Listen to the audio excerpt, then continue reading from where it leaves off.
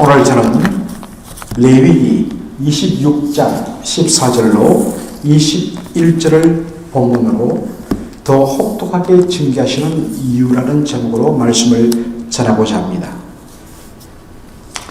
어제 본문은 하나님과 맺은 언약에 대하여서 온전히 순종할 때, 언약을 순종한다는 것은 바로 내가 누구이며 하나님이 누구이심을 고백하는 것입니다. 하나님은 나의 하나님이요 우리는 하나님의 백성입니다.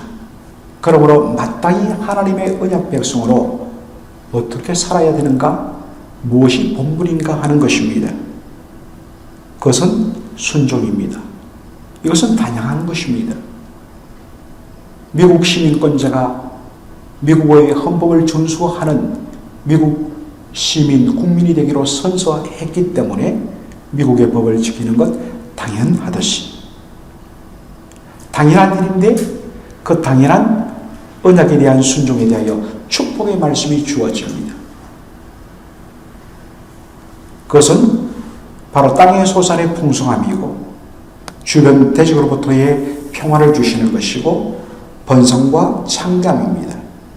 그러나 어제도 말씀드렸듯이 복 중의 복은 하나님이 내 하나님 되시고 나는 그분의 백성 되는 것, 하나님께서 우리 가운데 거하시고 우리는 그분의 통치를 즐거워하는, 여기에 진정한 의미의 참된 샬롬, 참된 평화가 있고 안식이 있다 라는 말씀입니다.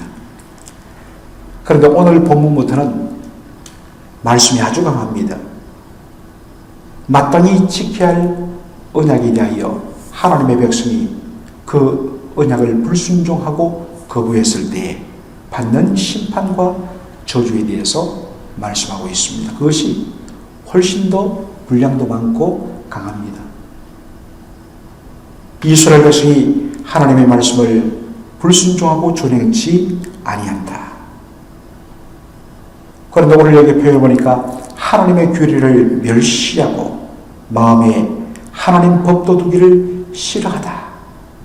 그 결과 하나님의 언약을 배반하게 되었을 경우에 놀라운 재앙을 그들에게 내릴 것이다 라고 말씀합니다. 거기 보면 자세하게 폐병과 열병, 그것으로 인해서 눈이 어두워지고 생명이 위태롭게 될 것이고, 열심히 밭에 파종, 씨앗을 뿌리지만 거둬보니까 아무것도 거둔 것이 없는 헛된 일만 일어나는, 또한 추수를 해갖고 이제 뭔가 풍성한 것 같은데 바로 대적들이 쳐들어와서 그 곡식들을 수탈해가는, 사사시대의 여러분들 그 기도원의 이야기를 보시면 알지 않습니까? 미디안 군대가 바로 추수 때가 되면 요단강을 건너와서 이스라엘 백성들을 약탈해가는 그런 일들을 이야기하는 것입니다. 그리고 이방 대적들에 의해서 패배를 당하여서 그들에게 다스림을 받는, 아주 압제와 수탈을 당하는 이 사사기의 그러한 모습들이 많이 나타나죠. 이 모든 것은 바로 그들이 하나님과 맺은 언약에 대하여 불순종하기 때문이다. 그런데 우리가 조롱할 것은 하나님의 언약을 불순종하는 데 표현되어지는 단어들입니다. 15절에 보니까 내 규례를 멸시하며 마음에 내 법도를 두기를 싫어하며, 단순히 연약함 때문에 못 지키는 것 아닙니다. 우리도 그렇지 않습니까? 우리 가운데 온전히 하나님의 말씀을 다 완벽하게 퍼펙트하게 지키는 사람, 순종하는 사람 어디 있겠습니까? 그런데 대부분 같은 경우에는 정말 지키고 싶은데 정말 우리의 심령에 있는 죄성의 유혹 때문에, 우리의 결심의 연약함 때문에 등등의 이유로 어떤 면에서는 우리가 못 지킴을, 그때 우리의 마음속에 정말 하나님을 향한 죄송함과 정말 내가 이거밖에 되지 않는구나 하는 탄식과 회개의 눈물이 일어나는 것, 참 주님께서 이것을 귀하게 보시죠. 그런데 여기 보니까 그저 단순히 우리의 연약과 부족 때문에 일어나는 불순종이 아니라 아예 의도적으로 하나님의 법을, 말씀을 멸시하다는 것입니다. 의도적으로 하나님의 말씀을 멸시하는 것은 그 마음 깊은 곳에 뭐가 자리하고 있습니까? 바로 여호와 하나님에 대한 멸시입니다. 하나님의 하나님 되심을 인정치 아니하는 것입니다. 하나님을 우습게 여기는 교만한 마음이 그 밑바탕에 깔려 있기 때문에 그것이 뭐로 드러나느냐? 바로 하나님 말씀에 대한 멸시입니다. 어떤 의미에서 조금 접근은 달라도 왜 성도들이 어떤 의미에서는 하나님의 말씀을 읽지 않고 배우지 않는가? 그것과도 어떤 면에서 연결될 수가 있습니다. 하나님의 말씀에 대하여 열심을 내지 않고 그 말씀을 사모하지 않는 그 밑바탕에는 결국 여호와 하나님에 대한 신앙이 식어지고 하나님을 향한 경외감이 떨어지기 때문입니다.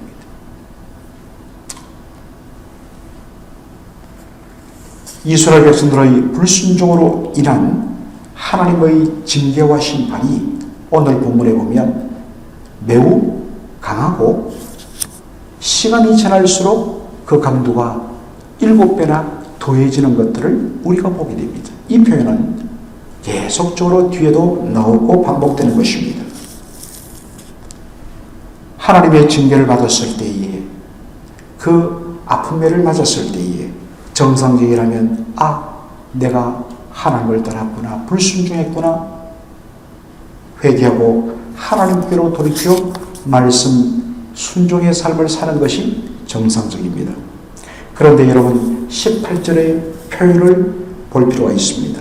만일 너희가 그릇배까지 되어도 내게 청종치 아니하면, 이를 이렇게 혹독하게 매를 맞았음에도 불구하고 정신 차리지 못하고 하나님께 청종치 아니했다는 것입니다. 여러분 얼마나 죄성이 무슨지 모릅니다. 하나님께서 말씀하십니다. 그렇게 혹독하게 징계를 당하고도 정신 차리지 아니하고 하나님께로 돌아오지 않으면 하나님이 그 징계를 7배 더 하게 될 것이다. 그래서 그 다음 나온 결과가 뭐냐? 하늘이 철이 되고 땅이 노시 됐다. 여러분 하늘의 철, 땅에 뭐겠습니까? 비 한 방울 내리지 아니하고 땅에서 한 이삭도 싹트지 못한다는 뜻입니다. 그 결과 극심한 가뭄과 그로 인한 기근에 시달리게 될 것이다 라는 것입니다. 그래도 또 불순종하면 그 다음에 하나님께서 들짐승을 보내어서 너희들의 자녀들을 움키게 될 것이라고 말씀합니다. 이것이 어떻게 연결됩니까? 열왕기하 2장 엘리사 사건으로 이것이 그대로 적용되는 것을 보게 됩니다. 엘리사 선지자가 베델로 올라갑니다. 여러분 베델이 무엇입니까? 북왕국 이스라엘의 금송아지 우상 숭배의 두 중심주 중에 하나, 아니 어떤 의미에서는 저 북쪽에 있는 담보다 훨씬 더 강한 우상 숭배의 근원지가 베델이었습니다. 그 베델로 올라가는데 베델의 어린 아이들, 정확히 말하면 20대 청년들이 나타나 엘리사를 조롱합니다. 뭐라고 조롱하죠? 대머리여 올라가라, 대머리여 올라가라. 여러분 왜 그럴까요? 제가 열왕기하 2장을 가지고 한번 설교한 적이 있습니다만 단순히 엘리사가 대머리라서 대머리라고 한 것이 아닐 가능성이 대단히 높습니다.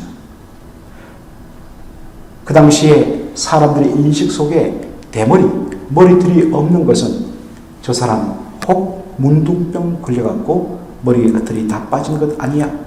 문둥병은 가장 더럽고 추악하고 하늘의 형벌로 여겨지던 부정한 질병의 대명사였습니다. 따라서 엘리사를 향하여 대머리라고, 실질적으로 그가 그런 이유를 할지라도 그렇게 말하면 안 되는데 어린 아이들, 청년들이 함부로 여호와 하나님의 종에 대하여서 대머리라 조롱하며 비웃은 것입니다. 그리고 올라가라, 올라가라. 이 말씀 속에는, 이 말 표현 속에는 엘리사의 서성 엘리야가 하늘에 승천한 것, 올라간 것을 빗댄 말입니다. 엘리야는 북왕국 이스라엘의 우상 숭배에 대해서, 특별히 아합 왕가에 대하여 정말 처절하게 영적 싸움을 했던 말씀의 종이었습니다. 그가 우상 숭배에 대해서 하나님의 심판을 날마다 선포했기 때문에 북왕국 이스라엘의 우상 숭배의 중심이었던 베델 사람들은 괴로웠습니다. 왜냐하면 자신들은 그것 때문에 먹고 살고, 그것이 어떤 것은 자신들의 어떤 자부심이었는데, 베델의 송아지 우상 숭배에 대해서 지적했기 때문에. 그러다가 어느 날 엘리야가 하나님께서 들어 올리심으로 하늘로 올라가고 더 이상 보이지 않습니다. 베델 사람들은 이것을 보고 노래했고 춤을 추었습니다. 더 이상 우리를 괴롭힐 사람 없다. 그런데 엘리야보다 훨씬 더 강한 그의 제자 엘리사가 나타나 더 강하게 우상 숭배를 비판하며 하나님의 심판을 말씀합니다. 그래서 견딜 수 없어서 엘리사를 조롱합니다. 대물이여 올라가라, 대물이여 올라가라. 그럴 때 여러분 어떤 일이 일어납니까? 숲속에 암곰 2마리가 나타나 그 조롱하는 청년들 42명을 찢어 죽이는 사건이 나옵니다. 이것은 레위기 26장 22절의 말씀에 대한 바로 응답이라는 말씀입니다. 들짐승이 너희 자녀들을 옮길 것이며, 이만하면 이렇게 혹독하게 7배나 징벌이 더해지면 회개하고 천부여 의지없어서 손들고 나옵니다 해야 되는 것이 정상인데 어떻습니까? 참 이 죄성이 무섭습니다. 23절에 보니까 이런 일을 당하여도 너희가 내게 돌아오지 아니하고 대항하며, 그때 하나님은 또다시 그 벌을 7배나 더 강하게 할 것이고, 그것이 칼과 기근과 연병, 전염병으로 나타나서 하나님 그들을 심판하게 될 것이라는 것입니다. 그런데 우리가 레위기 26절을 보면 이 말씀이 반복됩니다. 이런 일을 당하여도 너희가 돌아오지 아니하고 대항하면, 그러면 하나님 더 7배, 거기서 또 7배, 거기서 또 7배, 마지막에는 어떻게 됩니까? 안 되겠다. 너희를 싹 다 멸망시키고 다 흩어버리겠다. 이방 나라로. 그래서 포로로 끌려가는 말씀으로 마무리가 됩니다. 그런데 여러분 잘 보시면 하나님의 무서운 심판을 말씀한 것지만은 사실 여기에는 하나님께서 왜 더 강하게, 더 엉뚱하게 그들에 대하여 심판하시는가? 하나님의 근본 의도, 하나님의 변장된 마음이 거기에 드러납니다. 그들이 회개하고 돌아와서 하나님 백성의 그 놀라운 복과 은혜를 맛보며 살도록 하는 하나님의 간절한 호소가 그 속에 들어있는 것을 우리가 알게 됩니다. 그래서 이것을 바로 하나님의 변장된 축복이라 그렇게 표현하죠. 진정한 축복은 물론 1차적으로는 겉으로 모든 것이 잘 되는 것으로 드러납니다. 그러나 분명히 알아야 할 것은 우리 성도들 삶 가운데 하나님의 혹독한 연단과 징계가 있을 때 그것은 그를 향한 저주나 버리심이 아니요, 왜 돌아오지 않느냐, 돌아오고 정말 하나님의 은혜 가운데로 회복되도록 인도하시기 위한 하나님의 고육 직책, 정말 변전된 사랑이 그 속에 숨어있는 것을 보게 되는 것입니다. 오늘도 우리의 삶 속에 다시 한 번 더 내 삶의 방향 속에 나는 얼마나 여호와 하나님의 말씀을 사랑하며 그 말씀을 정말 존중하며 그 말씀을 순종하는가? 아니면 내 마음에 하나님의 말씀에 대한 멸시라든지 무시라든지 그것을 아무렇지 않게 대하는 그 마음의 밑바탕에 결국 하나님을 향한 나의 경외심을 그렇게 확인할 수 있다는 이 사실을 바라보며, 그리고 어떤 경우가 있어도 심지어 혹독한 징계와 심판이 있을지라도 그것은 결국 우리를 향한 하나님의 변장된 사랑이라는 것을 확인하고서 주께로 돌아서는 저와 여러분이 되기를 주의 이름으로 축원합니다. 아멘. 살아계신 우리 아버지 하나님, 은혜와 사랑을 감사드립니다. 오늘 레위기 26장 14절로 26절의 말씀을 통하여서 마땅히 하나님의 언약 백성으로 그 언약의 말씀에 순종해야 마땅한 것만 하나님의 말씀을 멸시하고 하나님의 그 법도를 마음속에 두기를 싫어하는 의도적인 범죄를 저지른 자에 대하여서 하나님께서 어떻게 다루시는가를 보았습니다.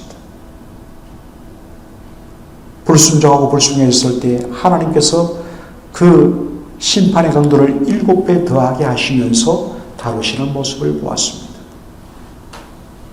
근본적으로 하나님은 죄를 미워하시지만 하나님의 언약 백성이 정말 그 악한 길에서 떠나서 하나님께로 돌았으므로 그 축복들을 회복하고 은혜를 회복하도록 하기 위한 하나님의 변장된 사랑이 그 속에 숨어 있음을 저희들이 발견합니다.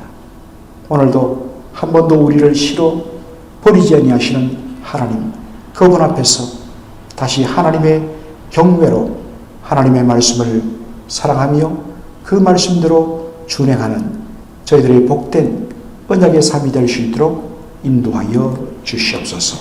예수님의 이름으로 기도하옵나이다. 아멘.